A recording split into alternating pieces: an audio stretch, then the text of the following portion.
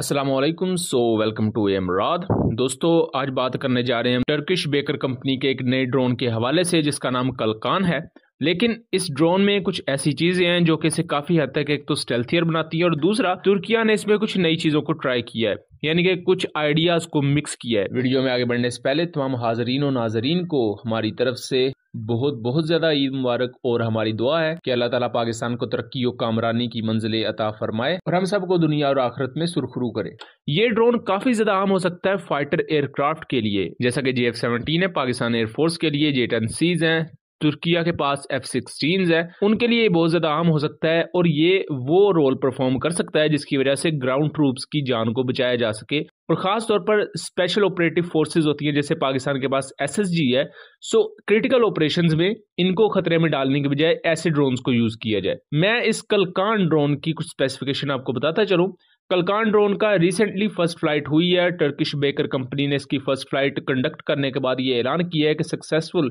First flight में इसने 14,500 metre की बुलंदी को तय किया, यानी कि सर्विस सीलिंग एटलीस्ट इसकी 15,000 फीट के आसपास है, जबकि इसकी सर्विस सीलिंग इससे ज्यादा बढ़ाई जाने का इम्कान है। और ये ड्रोन नॉर्मल रनवे पर दौड़ते हुए टेक ऑफ या लैंड नहीं करता जैसा कि नॉर्मल हम UCAVs और UAVs को देखते हैं। रादर ये drone vertical take off and landing करता है, जिसकी वजह से टर्किश कंपनी ये क्लेम करती है कि कलकान ड्रोन का जो अवेलेबिलिटी रेट है वो भी बेहतर है और इसके साथ साथ इसको प्रिपेयर करना, इसे जंगी माहौल में डिप्लॉय करना, ये काफी ज्यादा निस्बतन आसान होगा। इसको लेकर जो अहम चीजें फीचर इसके बताए जा रहे हैं, पहला फीचर तो इसका बताया जाता है ऑटोमेटिक रूट ट्रैकिंग। उसके अलावा टारगेट ट्रैकिंग ये कर सकता है। खास तौर पर ये काम बहुत ज्यादा अहम होता है जब आप प्रोक्सीज वगैरह में कुछ अपने हाई वैल्यू टारगेट्स का पीछा कर रहे होते हो और उनकी कोई गाड़ी है जहां आपने रादर कैम्बुश करनी है या जाके आपने स्ट्राइक करनी है, तो वो काफी ज्यादा एक अहम चीज हो जाती है ऑटोमेटिक रूट ट्रैकिंग में और टारगेट ट्रैकिंग में। और इस तरह के जो ड्रोन होते हैं जो कि वीटोल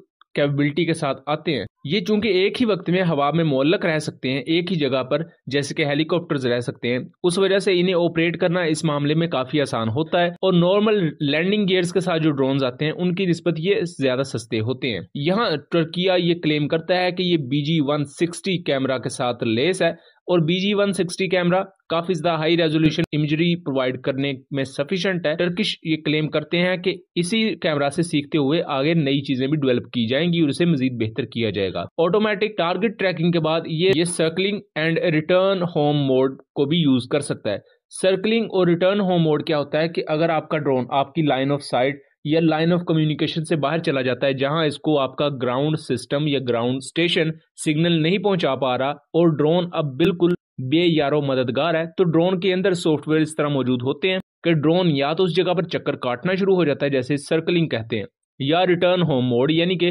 ड्रोन उसी वक्त जिस रास्ते से आया था उसी रास्ते पर वापस जाना शुरू हो जाता है और जैसे ही वो लाइन ऑफ कम्युनिकेशन में दोबारा आएगा ग्राउंड स्टेशन उसे कंट्रोल करना शुरू कर देगा। इससे पहले ये फीचर्स जब नहीं होते थे तो अक्सर औकात ऐसा भी होता था कि कोई इंटेंस मिशन है तो ड्रोन लाइन ऑफ कम्युनिकेशन से बाहर गया, उसके बाद ड्रोन क्रैश हो जाता रहा या और भी बहुत से मसले मसाइल हो जाते रहे। यहाँ बात की जाए तो ये लेजर डेजिग्नेशन का काम भी कर सकता है। अब आप लोगों ने एक कॉन्सेप्ट तो सुना ही होगा कि लेजर गाइडेड बॉम्ब्स होते हैं जो कि स्मार्ट बॉम्ब्स होते हैं। ये बुनियादी तौर पर ऐसे बॉम्ब होते हैं जिन्हें जहाज फायर कर देता है और या तो नीचे ग्राउंड ट्रूप्स होती हैं या किसी ड्रोन के तहत या साथ वाला जहाज जो कि विंगमैन जिसे कहा जाता है, वो अपनी लेजर डेजिग्नेशन पोर्ट से लेजर को पॉइंट करता है टारगेट की तरफ और वो लेजर चूंकि टारगेट की तरफ पॉइंट होती है तो ये बॉम्ब भी उस लेजर को ही फॉलो करते हुए टारगेट को जा टकराता है। अब इस लेजर को कभी कभी इस तरह भी इंप्लॉय किया जाता है कि फाइटर एयरक्राफ्ट हवा में वो बॉम्ब फायर कर देता है और जमीन पर होती हैं आपकी स्पेशल फोर्सेज जो कि लेजर डेजिग्नेटर से उस लेजर को टारगेट की तरफ पॉइंट कर रही होती हैं, तो इस तरह बॉम्ब उस टारगेट को हिट करता है। लेकिन यहाँ एक बहुत बड़ा खतरा ये भी होता है कि बहुत से एरियाज, जैसे कि अगर हम पाकिस्तानी एरियाज को देखें तो यहाँ आपको पहाड़ी एरियाज देखने को मिलेंगे और ऐसे पहाड़ी एरियाज को मुख्तलिफ प्रॉक्सीज और टेरर ऑर्गेनाइजेशन बहुत अच्छे तरीके से यूज करती हैं, बिकॉज उन्होंने जगह ही वही बनाई होती है मुख्तलिफ गारों में, मुख्तलिफ इस तरह की ऊंच नीच जगहों में जहां से उन्हें देखना मुश्किल होता है और रेगुलर ट्रूप्स के लिए ये चीज खतरे वाली बायस भी होती है और इवन वो स्पेशल फोर्सेज ही क्यों ना हो। तो इस तरह के ड्रोन काफी ज्यादा अहम होते हैं क्योंकि ये एक ही जगह पर हवा में मुअल्लक रहकर लेजर डेजिग्नेशन का काम बहुत अच्छे तरीके से सरंजाम दे सकते हैं और अगर इवन इसकी सर्विस सीलिंग को देखा जाए तो इन्हें शॉट डाउन करना भी कोई इतनी ज्यादा आसान बात नहीं होगी। कलकान ड्रोन के बारे में हैरान कुन चीज ये है कि टर्किश कंपनी बेकर ये क्लेम करती है कि इसको बनाने के लिए जितना भी पैसा उन्होंने लगाया है वो सब का सब जो टर्किश कंपनी बैरक्टर ने अपनी एक्सपोर्ट से कमाया है उसी से ही कुछ हिस्सा, कुछ फंड एक्सट्रैक्ट करके इस पूरे के पूरे प्रोजेक्ट में लगाए गए हैं, यानी कि